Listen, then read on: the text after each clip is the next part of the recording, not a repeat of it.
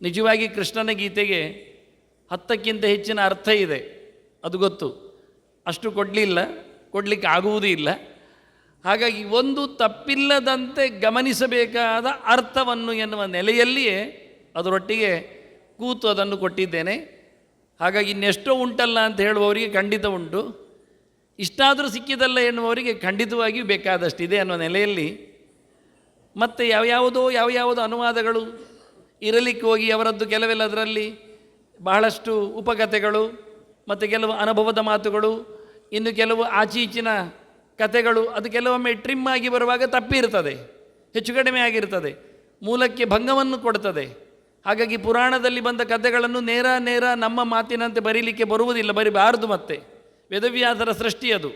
ಹಾಗಾಗಿ ಉಳಿದ ಸಾವಿರಾರು ಅನುವಾದಗಳ ಹೊತ್ತಗೆಗಳಿದ್ದರೂ ಅದರಲ್ಲಿ ಒಂದಲ್ಲ ಒಂದು ಒಗ್ಗರಣೆಯ ಸಾಮಾನು ಅಥವಾ ಇನ್ನಿತರ ಚಿಂತನೆಯ ಅನುಭವದ ಮಾತುಗಳು ಇರಲಿಕ್ಕೆ ಹೋಗಿ ಅದು ಯಾವುದನ್ನು ಬಳಸಬಾರದು ಎನ್ನುವ ನೆಲೆಯಲ್ಲಿ ಶುದ್ಧವಾದ, ಖಂಡಿತವಾಗಿ ಪ್ರತಿಜ್ಞೆ ಮಾಡಿ ಹೇಳುತ್ತೇನೆ, ಅತಿ ಶುದ್ಧವಾದ ನೆಲೆಯಲ್ಲಿ ಗೀತೆಯ ಪ್ರತಿಪದಾರ್ಥವನ್ನು ಚಿಂತನೆ ಮಾಡುವಂತೆ ಸುಂದರವಾದ ಒಂದು ಕನ್ನಡದ ಅನುವಾದವನ್ನು ಇನ್ನಿತರರಲ್ಲಿಯೂ ಸಹ ಅದೇ ಅನುವಾದವನ್ನು ಮತ್ತೆ ಭಾಷಾಂತರಗೊಳಿಸಿದ್ದೇನೆ. ಅಂದರೆ ಒಂದು ಸರ್ತಿ ಯಾವ ಭಾಷೆಯವನು ಗೀತೆಯನ್ನು ನೋಡಿದರೂ ಏಕಸೂತ್ರತೆ ಬರಲಿ ಅಂತೇಳಿ ನಾನೇ ಕುಳಿತುಕೊಂಡು ತೆಲುಗಿನವರಲ್ಲಿ ತೆಲುಗಿನ ಭಾಷಾಂತರವನ್ನು ನನ್ನ ಅನುವಾದವನ್ನೇ ಭಾಷಾಂತರಿಸಿದ್ದೇನೆ. ಅಲ್ಲಿ ಅವರಿಗೆ ಚೂರು ಸ್ವಾತಂತ್ರ್ಯ ಕೊಡದೆ ನಾನು ಏನು ಹೇಳಿಕೊಟ್ಟಿದ್ದೇನೆ ಅದೇ ಬರುವ ಹಾಗೆ. ನಾನು B.Ed ಮಾಡುವಾಗ ತಿರುಪತಿಯಲ್ಲಿದ್ದವನಾದ್ದರಿಂದ ತೆಲುಗು ಅರ್ಥ ಆಗ್ತಿತ್ತು, ಬರದಿದ್ದರು. ಅದೇ ರೀತಿಯಲ್ಲಿ ತಮಿಳಿನವರಲ್ಲಿ ಇಲ್ಲಿ ಬಂದಿದ್ದಾರೆ ಅವರು, ತಮಿಳಿನವರಲ್ಲಿ ಅವರು ಇಬ್ಬರನ್ನು ಕುಳ್ಳಿರಿಸಿಕೊಂಡು ಅದನ್ನು ಮತ್ತೆ ಪುನಃ ಯಥಾ ಪ್ರಕಾರ ಅವರು ಹೇಳುವುದನ್ನು ನಾನು ಕೇಳಿಕೊಂಡು ನಾನು ಹೇಳುವುದನ್ನು ಅವರಿಗೆ ತಿಳಿಸಿಕೊಟ್ಟು ಅದೇ ಅನುವಾದವನ್ನು ಉಳಿಸುವ ಹಾಗೆ ಮಾಡಿಕೊಂಡಿದ್ದೇನೆ. ಇದೀಗ ಹಿಂದಿಯಲ್ಲಿ ಮಾಡ್ತಾ ಉಂಟು, A.B. ಕುಂಜರವರು ಮಾಡಿಕೊಡ್ತಾ ಮಾಡಿದ್ದಾರೆ ಅವರು, ನಾನು ಹತ್ತಿರ ಆಗ್ತಾ ಇರಲಿಲ್ಲ. ಅದನ್ನು ಮತ್ತೆ ಅದರಲ್ಲಿ ಲೋಡ್ ಮಾಡಲಿಕ್ಕಿದೆ, ಲಾಂಚ್ ಮಾಡಲಿಕ್ಕಿದೆ ಪೂರ. ಅದರೊಟ್ಟಿಗೆ ಇಂಗ್ಲೀಷನ್ನು ಇವಾಗ ಸುದರ್ಶನ್ ಮೂರ್ತಿಯವರೇ ಅದನ್ನು ಆರಂಭಗೊಳ್ಳಿ 2-3 ಜನರ ಕೈಗೆ ಹೋಯ್ತದು. ನನಗೆ ಸಮಾಧಾನ ಆಗ್ತಾ ಬರಲಿಲ್ಲ, ಅದರಿಂದ ಕೆಲವು ಡಿಲೇ ಆಯಿತು. ಅದರೊಟ್ಟಿಗೆ ಮತ್ತೆ ಪುನಃ ಇನ್ನು ಜರ್ಮನ್, ಹಾಗೆ ರಷ್ಯಾ, ಇನ್ನಿತರ ಫ್ರೆಂಚ್, ಇನ್ನಿತರ ಭಾಷೆಗಳಲ್ಲಿ ಅದನ್ನು ತರುವ ಆಸೆ ಇದೆ. ಅದು ಇನ್ನು ಸ್ವಲ್ಪ ಕೆಲವು ದಿನಗಳಲ್ಲಿ ಬರುವ ಆಸೆ ಇದೆ, ಅದರ ಜೊತೆಯಲ್ಲಿ ಆಗಿರುವ ಭರವಸೆ ಇದೆ ನನಗೆ.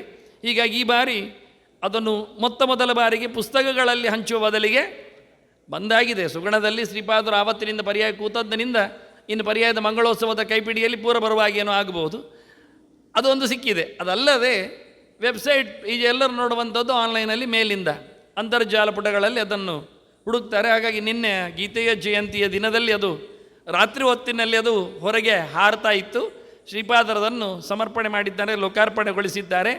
ಹೀಗಾಗಿ ಯಾವ ಭಾಷೆಯವರು ನಿಮ್ಮ ಪಕ್ಕದಲ್ಲಿದ್ದರೂ ಒಂದೇ ರೂಪದಲ್ಲಿ ಗೀತೆಯನ್ನು ಸಣ್ಣ ಮಟ್ಟಿನಲ್ಲಿ ಪ್ರತಿ ಪದಾರ್ಥಗಳ ಜೋಡಣೆಯಲ್ಲಿ ನೋಡಲಿಕ್ಕೆ ಆಗ್ತದೆ ಎನ್ನುವ ದೃಢ ವಿಶ್ವಾಸದೊಂದಿಗೆ ಇನ್ನಾದರೂ ಹೆಚ್ಚು ಕಡಿಮೆ ಇದ್ದಲ್ಲಿ ಕೇಳಬೇಕಾಗಿದ್ದಲ್ಲಿ ಖಂಡಿತವಾಗಿ ನನ್ನನ್ನೇ ಕೇಳಬಹುದು ಅಂತ ಹೇಳ್ತಾ, ಅದರ ಮೂಲ ವ್ಯಕ್ತಿ ನಾನಾಗಲಿಕ್ಕೆ ಹೋಗಿ ನನ್ನನ್ನೇ ಕೇಳಬಹುದು ಅಂತ ಹೇಳ್ತಾ, ಮಗದೊಮ್ಮೆ ತಮಗೆಲ್ಲರಿಗೂ ಅಂತರ್ಪುಟಗಳಲ್ಲಿ ಭಗವಂತನನ್ನು ಕಾಣುವ ನಿಮಗೆಲ್ಲರಿಗೂ ಮಗದೊಮ್ಮೆ ವಂದನೆಗಳನ್ನು ಸಮರ್ಪಿಸಿ ಇದನ್ನು ಸಮರ್ಪಣೆ ಮಾಡುತ್ತಿರುವ, ಲೋಕಾರ್ಪಣೆ ಮಾಡುತ್ತಿರುವ ವಿಶ್ವರೂಪದ ವಿಶ್ವಪರ್ಯಾಯದ ಶ್ರೀಪಾದರಿಗೆ ನಾನು ಅನಂತ ವಂದನೆಗಳನ್ನು ಸಮರ್ಪಿಸ್ತಾ, ಜೊತೆಯಲ್ಲಿ ಕಿರಿಯ ಶ್ರೀಪಾದರಿಗೂ ಸಹ ಅಂತರ್ಪುಟಗಳಲ್ಲಿ ಹೆಚ್ಚು ಕೈ ಓಡಿಸಿದವರವರು, ಇಂದಿನ ಮುಂದಿನ ಭರವಸೆಯವರು. ಹಾಗಾಗಿ ಅವರನ್ನು ಮಗದೊಮ್ಮೆ ನಾನು ಪ್ರೀತಿಯಿಂದ ಅನಂತ ವಂದನೆಗಳೊಂದಿಗೆ ಅಭಿನಂದಿಸುತ್ತಾ, ಜೊತೆಯಲ್ಲಿ ಬನ್ನಂಜಿ ತೀರ್ಥರು ಬಂದಿದ್ದಾರೆ. ಅದಾಗಲೇ ಅವರ ಅನುಭವದ ಕೆಲವು ನುಡಿಗಳನ್ನು ಹೇಳಿದರು.